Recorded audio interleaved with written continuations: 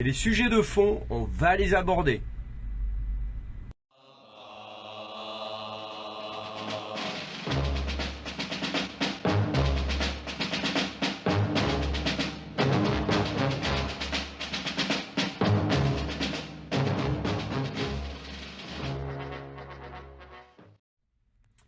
Merci maître pour cette information très intéressante, effectivement.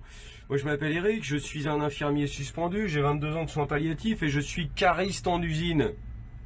Je trouve ça complètement dingue, on essaye de nous psychiatriser, évidemment, ils n'ont qu'une peur, c'est qu'on aille sur le fond des sujets, sur le fond du détail, et ils cherchent à nous psychiatriser, bravo. Renseignez-vous sur la notion de dissonance cognitive, les travaux de Léon Festinger, et surtout comment il a découvert sa première dissonance cognitive, celle qu'il a intitulée « Persistance des croyances réfutées », 1954.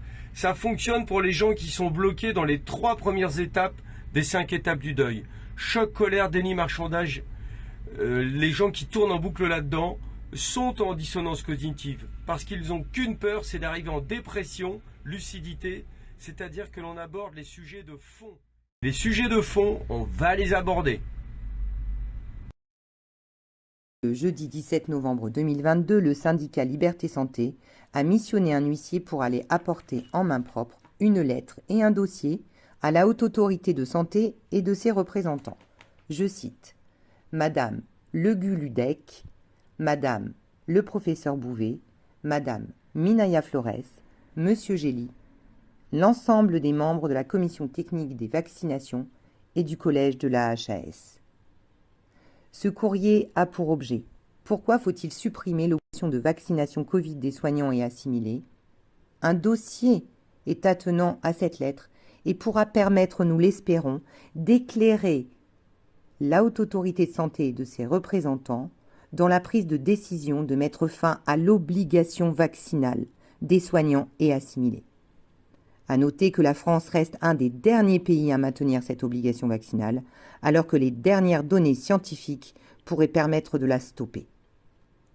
Une copie sera adressée au président de la République, au ministre de la Santé, au président du Sénat, à la présidente de l'Assemblée nationale, ainsi qu'à de nombreux avocats, dont Maude Marian, qui sont acquis à la défense des droits des soignants suspendus et des assimilés. Merci pour votre écoute. Restons mobilisés.